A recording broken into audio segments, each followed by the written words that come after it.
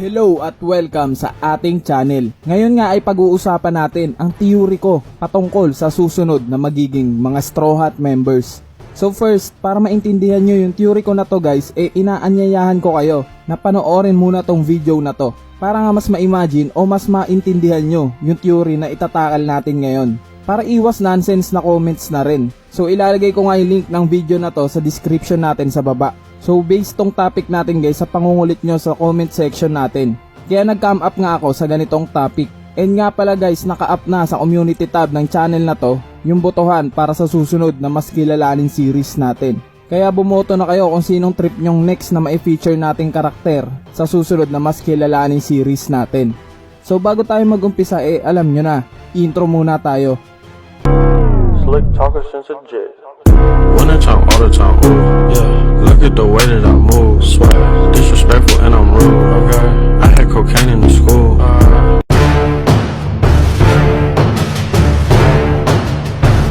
So first, familiar ba kayo sa Johakyu? Isa tong Japanese tradition guys, which means beginning, rapid, and break. Tingin ko dito kinukuha ng creator ng One Piece na si Ichiro Oda ang pattern ng sarili niyang anime na One Piece.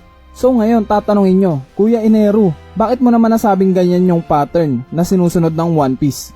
Ganito yan, kasi kung mapapansin nyo, yung umpisa ng kwento ng One Piece is from East Blue Saga, which is sa tingin ko ito yung nagre-represent sa beginning. And next na arcs na nga or episodes is from the Grand Line na, which is tingin ko ito naman yung nagre-represent sa break. So bakit break? Kasi di ba nagkaroon nga ang One Piece ng 2 years time skip, kaya relatable siya as break. And currently nga as I speak nasa New World na ang ating protagonist na Straw Hat Pirates, which is tingin ko ito naman yung nagre-represent sa rapid. Dahil in-state nga rin ni Oda na 5 years na nga lang daw at matatapos na yung One Piece, kaya ito yung magandang example sa rapid. So ngayon tatanungin nyo ako, ano namang kinalaman yung pinagsasabi mo sa main topic natin na susunod na magiging Straw Hat member? Dahil tingin ko nga rin yung pagbuo ni Luffy ng Straw Hat members niya nakakonek rin sa Johakyu na yan. Kasi kung i-connect natin yung sinabi kong beginning, break at rapid sa bawat arcs or episode ng One Piece mahihimay nga natin yung pattern. So first, yung sinabi ko kaninang beginning, kung saan ito yung East Blue Saga, di ba? So during East Blue Saga nga ang nakuhang miyembro ni Luffy ay sina Zoro, Nami, Usopp at si Sanji. So that's 4, 'di ba? So pangalawa naman yung sinabi ko kaninang break, kung saan ito naman yung pagpasok nila ng Grand Line. So dito ang nakuha namang member ni Luffy ay sina Chopper, Robin, Franky at si Brook. So di nyo ba napapansin guys? Magkakakonekta, 'di ba? At yung huli nga na sinabi ko yung rapid. O ito naman yung nagre-represent kung nasan sila ngayon at iyon nga yung New World. So far, isa pa nga lang ang nakukuhang miyembro ni Luffy during sa New World. At ito nga si Jinbei. So what I mean is, tingin ko may 3 pang ang madadagdag na miyembro ng Straw Hat Pirates. Kasi kung ibibase ulit natin sa pattern na Johakyu, mapapansin natin dito na ang unang nakuha ni Luffy na miyembro sa bawat representation ko ng beginning, break at rapid ay sina Zoro, Chopper, at si Jinbei. So ano bang pagkakapareho nilang 3? So pare-parehas nga silang malaki ang tiwala kay Luffy. Though alam naman nating lahat ng miyembro niya ay may tiwala kay Luffy, pero iba yung 3 na to guys. Sobrang lakas ng pananalig ng 3 to kay Luffy. Kumbaga total respect ang meron sila kay Luffy. Kasi kung maaalala nyo yung time na nagkaaway nga sila Luffy at Usopp, dito sinabi ni Zoro sa lahat ng miyembro ng Straw Hat Pirates na kahit isip bata at medyo baliw nga daw si Luffy, siya pa nga rin daw ang may hawak ng titulo ng captain sa barko nila. Kaya kung hindi nga daw ire-respeto si Luffy, magko-collapse nga daw yung pagsasama nila at magre-resulta nga daw yon sa pagiging mahina ng crew nila. So doon pa lang sa sinabing yun ni Zoro guys, talaga nga namang masasabi nating napakataas ng respeto ni Zoro kay Luffy.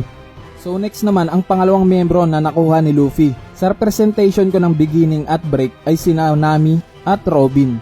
So ano namang pagkakaparehan nila guys?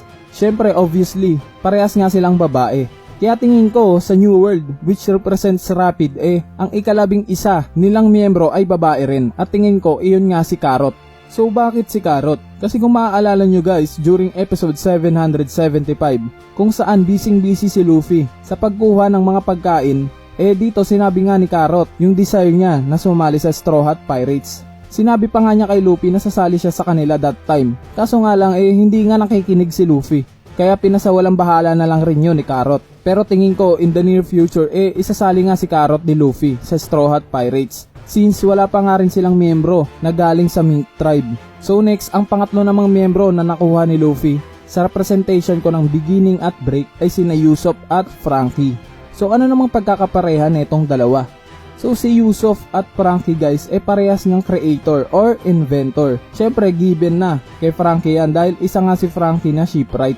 At kung maalala nyo naman nung wala pa si Franky sa Straw Hat Pirates ang tagagawa nga ng barko nila na Going Merry ay si Usopp. So tingin ko ang ika-12 miyembro ng Straw Hat Pirates ay connected rin sa pagiging creator. Kaya tingin ko sa New World which represents Rapid ang ika-12 miyembro nila ay probably si Caesar the Clown. Since isa siyang scientist at nagko-connect ngayon sa pagiging creator. At isa pa, wala pang scientist ang Straw Hat Pirates, 'di ba? O pwede ring makikilala pa lang nila. Kasi kung maaalala nyo guys, yung mga Sea Prism Stones o yung mga bato na nakaka-drain at nagpapawalang bisa ng mga powers ng Devil Fruit sa Wano nga daw nag-originate. According yan kay Basil Hawkins guys baka sabihin nyo gawa-gawa akong kwento. So possible din na makikilala pa lang nila yung creator ng mga Sea Prism Stones na pwede nilang maging next na member. So in summary dito, si Caesar the Clown nga o isa pang tao na hindi pa natin nakikilala na creator ng mga Sea Prism Stones ang susunod na magiging Straw Hat Pirates.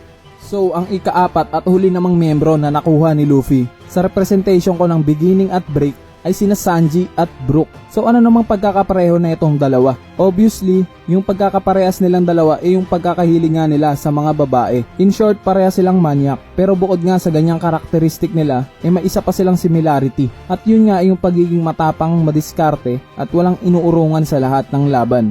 Napansin nga natin yan nung nakalaban ni Brook si Big Mom. At dahil nga sa diskarte niya, nakuha niya pala yung kopya ng Road Poneglyph. Kaya tingin ko, ganitong karakteristik rin ang huling magiging membro ng Straw Hat Pirates. At tingin kong may ganyang katangian ay sina Marco the Phoenix at si Charlotte Katakuri. At based naman sa pagiging manyak ng dalawa, ang tingin kong susunod naman na magiging membro dito ay si Momonosuke. Kaya tingin ko, isa sa tatlong to ang susunod na magiging membro ng Straw Hat Pirates. And isa pa guys, naalala nyo pa ba? Yung time na sinunog ng Straw Hat Pirates ang dati nilang barko na si Going Merry dahil nga sa sira-sira na ito. During episode 312 yon guys, kung nakalimutan nyo na. Makikita nga natin that time na habang nagpapaalam sila kay Going Merry pinakita nga yung scene na to. At kung mapapansin nyo sa scene na to guys, hindi nga lang ang Straw Hat ang nandito sa picture na to. Indication kaya sa atin to ni Oda na ito yung mga symbol na susunod na magiging Straw Hat Pirates.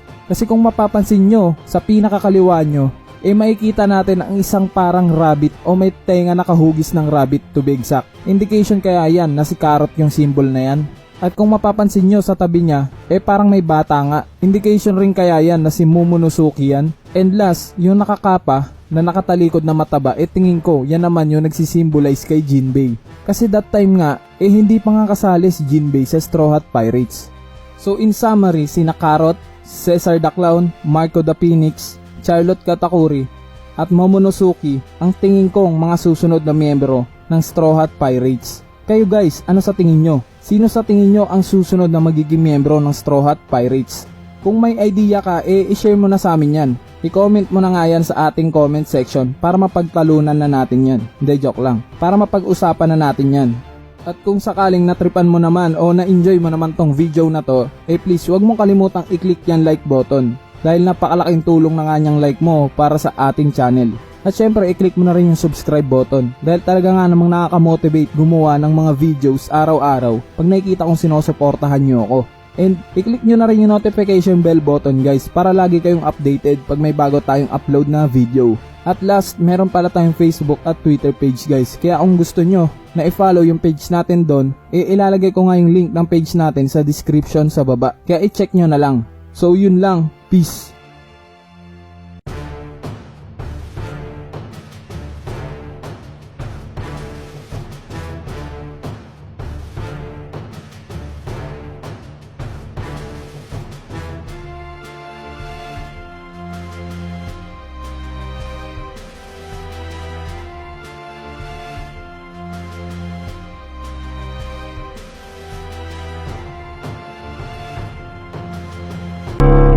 Slick talker since a jet. Winter time, all the time, ooh, yeah. Look at the way that I move, swag. Disrespectful and I'm